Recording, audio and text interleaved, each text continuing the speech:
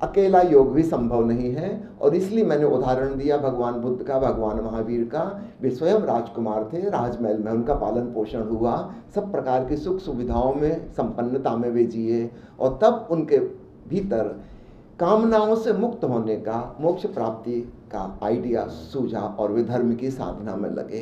तो जो व्यक्ति जीवन की कामनाओं को जिसने पूरा नहीं किया है, जिसने अभी शरीर के तल का भोग भी नहीं किया है, उसके मन में आत्मा और परमात्मा की उड़ान भरने की आकांक्षा भी पैदा नहीं होती। तो जो बुनियाद है वह तो जरूरी है ही।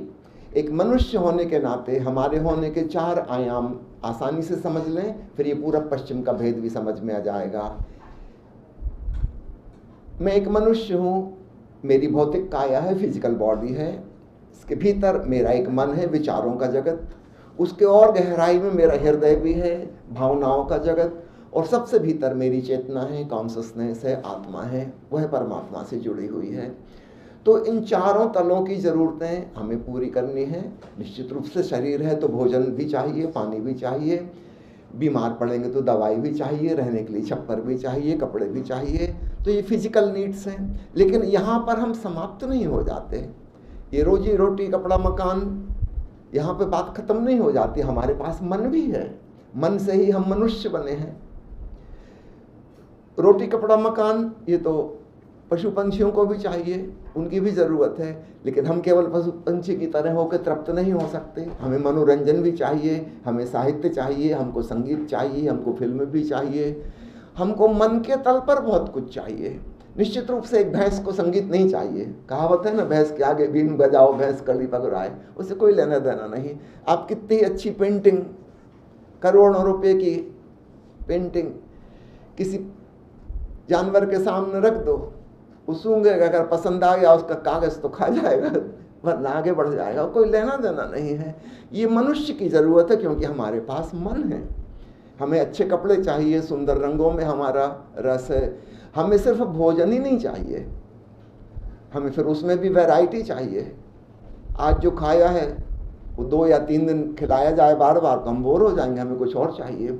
तो जानवरों से हम आगे हैं, हमारे पास मन है, हमें विविधता चाहिए, वैरायटी चाहिए। इसके बाद हमारे पास हृदय भी है, भावनाओं का जगत।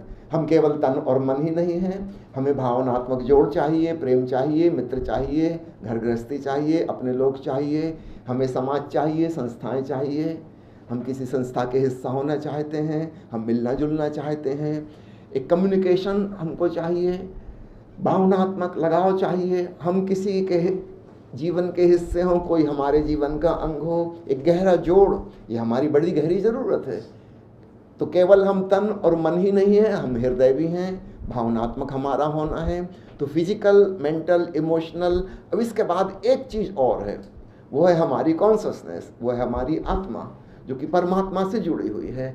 अगर ये तीनों तलों की हमारी सारी ज़रूरत पूरी हो जाए, तब हमें पता चलता है कि अभी भी हमको कंटेंटमेंट, संतोष प्राप्त नहीं हुआ, अभी भी कुछ कमी है। जाने किस चीज़ की कमी है अभी?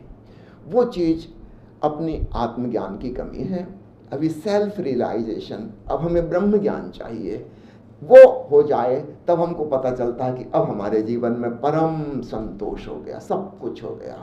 इन चारों में से कोई भी एक चीज़ में अगर कटौती रह गई, कमी रह गई, हम कभी भी तृप्त नहीं हो सकते। और निश्चित रूप से इसमें एक हायरार्की ऑफ नीड्स है। फिजिकल नीड्स सबसे नीचे हैं, उसके बाद मेंटल नीड्स हैं, उससे ऊपर, उससे और ऊपर इमोशनल नीड्स हैं, और सर्वोपरि स्पिरिचुअल नीड्स हैं। तो पश्चिम के लोगों ने नीचे नीचे की ज़रूरतों का, विशेषकर 2 तलों का ख्याल किया। पूरब के मनीषियों ने ऊपर के 2 तलों का ज़्यादा ख्याल किया, उन्होंने बुनियाद को इग्नोर कर दिया। पश्चिम के लोगों ने केवल बुनियाद का ही ख्याल किया, ऊपर के स्वर्ण शिखर इग्नोर हो गए। दोनों को मिलकर एक पूर्ण संस्कृति जन्म सकती है, जिसमें सारी मनुष्य जाति बड़े खूबसूरत तरीके से अपनी ज़िंदगी जी सकती है। यह पृथ्वी एक स्वर्ग बन सकती है। याद रखना, पश्चिम की पूरी संस्कृति, जिसको हम कहते हैं विकास, वो अंततः महाविनाश की तरफ जा रही है। First world war, second world war, आज की दुनिया में चल रहे युद्ध और आतंकवाद उसके उदाहरण हैं। यही चीज़ अगर हम इस ग्राफ को आगे खींचें, कहाँ जाएगा? ये final third, the last world war पे पहुँच जाएगा। तो आज एक ज़रूरत आ गई है कि पश्चिम के विज्ञान और तकनीक के साथ पूरब के जो कंट्रीब्यूशन है, योगदान है, जिससे हमें शांति मिल सकती है, प्रेम मिल सकता है, भाईचारा मिल सकता है, वसुधैव कुटुंबकम की धारणा जहाँ से मिलती है, इसको भी जोड़ा जाए। आप कुछ कह रहे हैं? मैं ये पूछ रहा था, कल जो संस्थान का मुंबई में उद्घाटन होने जा रहा है, उसके बारे में कुछ बताइए, क्या है? उसके बारे में शिखर जी आप बताइए। मेरे भवन का उद्घाटन है और चूंकि मैं ओशो से जुड़ा हुआ हूँ और जैसे अभी आपने बात कही जोरवादी बुद्धा वाली बात है, तो और अगर भगवद गीता का अंतिम श्लोक अगर आपको ध्यान में हो, जहाँ भगवान वेदव्यास कहते हैं यत्र योगेश्वरो कृष्ण यत्र पार्थो धनुर्धर तत्र श्रीर्विजया भूति दुरानिकृमतिर्ममः। इसका शाब्दिक अर्थ तो जहाँ अर्जुन और कृष्ण से है, लेकिन इतनी सरल बात नहीं है। वो यहाँ कह रहे हैं कि जिसके जीवन में आध्यात्मिकता अपने परम शिखर पर हो और भौतिकता अपने परम वैभव पर हो, उसके जीवन में श्री विजय और विभूति होगी, यह मेरा दृढ़ मत है। तो हम उसी पथ के पथिक हैं। हम जीवन में किसी भी प्रकार के निषेध से ऊपर हम अस्तित्व की बात करते हैं, सार्थकता की बात करते हैं। तो उसी श्रृंखला में मैंने जो भवन बनाया है, उसके उद्घाटन के निमित्त एक किसी सन्यासी, किसी महापुरुष के हाथों से उद्घाटन हो कि जिससे हमारे जीवन में भी रूपांतरण आए, इस भावना के साथ ये कार्य किया।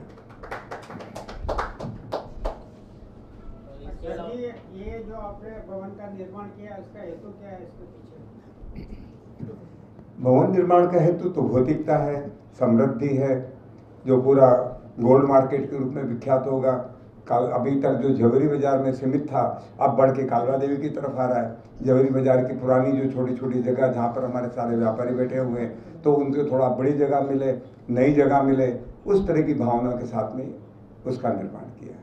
इसमें कितने ऑफिस है? लगभग 100 ऑफिस हैं जी।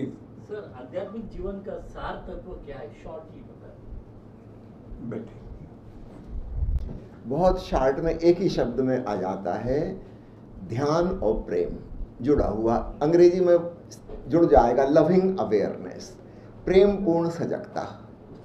व्यस्त जीवन में कैसे है?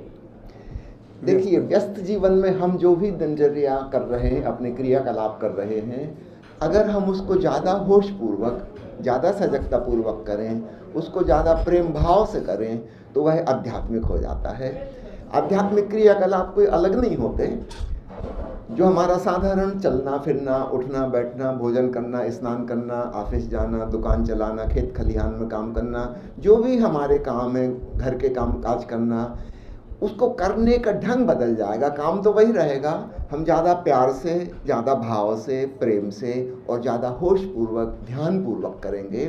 तो ओशो जिसे ध्यान कहते हैं, प्रेम कहते हैं, अध्यात्म के 2 पंख, वो कहते हैं मेरे संन्यास के पंछी के 2 पंख हैं, ध्यान और प्रेम। तो अपने जीवन के सामान्य क्रियाकलापों में जब हम इन 2 क्वालिटीज़ को जोड़ देते हैं, तो वो क्रियाकलाप फिर सामान्य नहीं रह जाते, वो आध्यात्मिक और स्पिरिचुअल हो जाते हैं। मेरी अपनी बिल्डिंग 342 कालवा देवी रोड सोजत भवन है। सोजत में जहाँ से आता हूँ, जो मेरे शहर का नाम है सोजत, राजस्थान में है जी बिल्कुल, मारवाड़ में है। राजस्थान में भी मारवाड़ है, मारवाड़ से हैं जी, हाँ मारवाड़ से ही हैं। और वहाँ वो नाम भी मैंने इसीलिए दिया है क्योंकि मेरे वहाँ के आने वाले लोग गर्व कर सके कि हमारे शहर का है। और वहाँ पर लगभग 100 ऑफिस है। वो पूरा भवन अभी तोड़ के अभी हमने नया बनाया है। तो उसका उद्घाटन करने के लिए मैंने श्रद्धेय स्वामी जी को यहाँ पर बुलाया है कि हम अपने जीवन में, जैसे अभी जोरबाद बुद्धा की बात कर रहे हैं, कि भौतिकता भी हमारे जीवन में हो और आध्यात्मिकता भी हमारे जीवन में हो। इन दोनों से मिलकर हम अपनी जो चरम साधना है, जो हमारी आध्यात्मिक उन्नति है, वो हो। ये एकमात्र मेरा उद्देश्य है। वैभव भी हो और ज्ञान विज्ञान का शिखर भी हो, आध्यात्मिकता भी हो, भौतिकता भी हो। इसी भावना के अंतर्गत मैं ये कार्य कर रहा हूँ। तो वो पूरा गोल्ड मार्केट ही है। ये कार्य वैसे तो हमारा पूरे दिन का साधना शिविर है। सुबह 9 बजे से हमारी योग साधना, जो ध्यान साधना वगैरह कुछ होगा 3-5 बजे तक है। लेकिन जो बीच का प्रमुख कार्यक्रम उद्घाटन का 11 बजे से लेके 1 बजे तक का है। धन्यवाद। प्रणाम सर।